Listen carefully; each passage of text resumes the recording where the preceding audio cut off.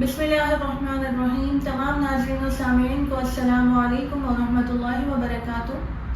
الامینیہ on line academy کے تحت ہونے والے پروگرام تفہیم حدیث میں آپ کو خوش آمدید کہتے ہیں.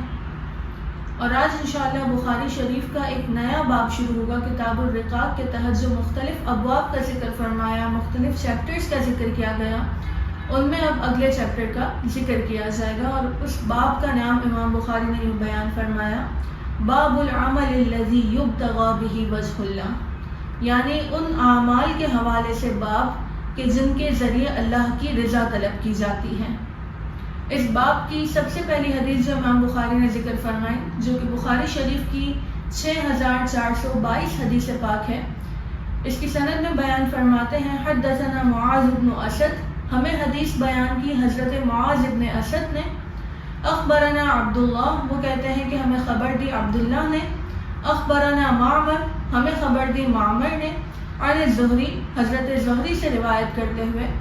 قال اخبرنی محمود بن الربیع، ہمیں خبر دی محمود ابن ربیع نے. وزعم محمود، اور محمود جو تھے ان کو یہ گمان تھا، انہ عقل رسول اللہ صلی اللہ علیہ وسلم، کہ وہ حضور علیہ السلام سے اس بات کو یاد کرتے ہیں. یعنی حضرت محمود جب انتہائی بچپن کے عالم میں تھے، جب چھوٹی عمر میں تھے، تو انہیں حضور علیہ السلام کی ایک بات یاد ہے.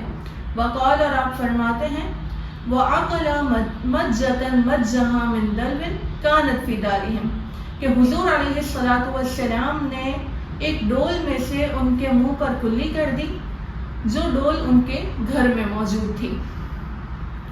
تو اس حدیث مبارکہ میں حضرت محمود گویا کہ اپنے بچپن کا ایک واقعہ بیان فرما رہے ہیں کہ حضور علیہ السلام نے ایک ڈول میں سے پانی لے کر میرے منہ پر کلی کر دی. اور یہ جو معاملہ تھا یہ انتہائی شفقت اور محبت پر مبنی تھا کہ حضور علیہ السلام نے اظہار محبت اور شفقت کے لیے ان کے ساتھ اس طرح سے فرمایا. تو اس حدیث پاک سے معلوم ہوتا ہے کہ اپنے بچوں کو اپنی طرف مائل کرنے کے لیے، اور جب وہ آپ کی طرف مائل ہو جائے تو لازمی طور پر آپ انہیں دین کی طرف لے کر آئیں گے. تو اس طرح کے امور انجام دینا جو شائستگی پر مبنی ہو، جو فحاشی پر مبنی نہ ہو، شائستہ انداز میں اس طرح کے معاملات کرنا، اس طرح کا مزاح کرنا بچوں کے ساتھ، یہ حضور علیہ السلام کی سنت مبارکہ ہے. پھر اسی باب کے تحت امام بخاری اگلی حدیث پاک کا ذکر فرماتے ہیں کہ راوی کہتے ہیں: غدا علیہ رسول اللہ صلی اللہ علیہ وسلم، کہ میرے پاس حضور علیہ السلام تشریف لائے. فقال، اور آپ نے فرمایا: لن یوافی عبد یوم القیامت، کہ کسی بندے کو قیامت کے دن اس حال میں پیش کیا جائے گا، یقول، کہ وہ کہتا ہوگا، لا الہ الا اللہ، لا الہ الا اللہ وہ کہتا ہوگا، یبتغی بہ وجہ اللہ، اور اس سے وہ فقط اللہ کی رضا کا ارادہ کرتا ہو، الا حرم اللہ علیہ النار، تو اللہ تبارک و تعالی اس کے لیے جہنم کو حرام فرما دے گا.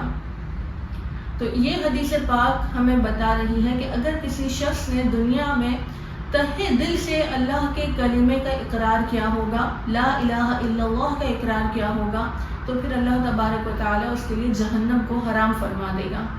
اور اس کہنے کا مقصد کیا ہوگا؟ یبتغی بہ وجہ اللہ، کہ وہ اس سے اللہ کی رضا کا ارادہ کرتا ہو.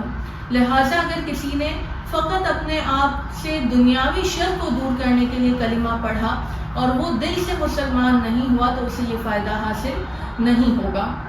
اسی طرح فقط زبان سے یہ کلمہ پڑھ لینا کافی نہیں، بلکہ ایمان کے صحیح ہونے کے لیے ضروری ہے کہ تمام ضروریات دین کا اقرار کیا جائے.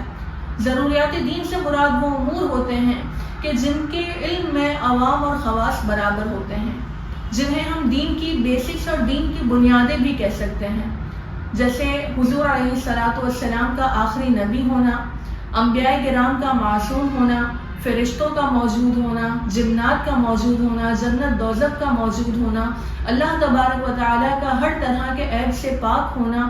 تو یہ تمام جو چیزیں ہیں یہ ضروریات دین کہلاتی ہیں. اگر کسی نے ان میں سے کسی ایک کا بھی انکار کیا، چاہے بقیہ کو مانتا ہو، چاہے اپنے آپ کو مسلمان کہتا ہو، وہ مسلمان نہیں کہلائے گا. تو مومن اور مسلمان ہونے کے لیے ضروری ہے کہ تمام ضروریات دین کا اقرار کرتے ہوئے کلمہ شریف کو پڑھا جائے. اور ضروریات دین کے اقرار کے لیے یہ ضروری ہے کہ انسان بیسک علم کو سیکھیں، بنیادی علوم کو سیکھیں۔ عقائد کا سیکھنا ہر مسلمان مرد و عورت پر فرض ہے، تو اس لیے آپ کو چاہیے کہ آپ اپنے اور اپنے بچوں کے لیے علم دین سیکھنے سکھانے کا اہتمام کریں، کیونکہ اگر ہم نے اپنی دنیاوی زندگی کو غفلت میں گزار دیا اور اللہ کے احکام کو نہیں سیکھا، اللہ کے دین کو نہیں سیکھا، تو ہو سکتا ہے کہ یہ دین کو نہ سیکھنا ہمارے دین میں کسی طرح کے نقص اور خرابی کا سبب بن جائے۔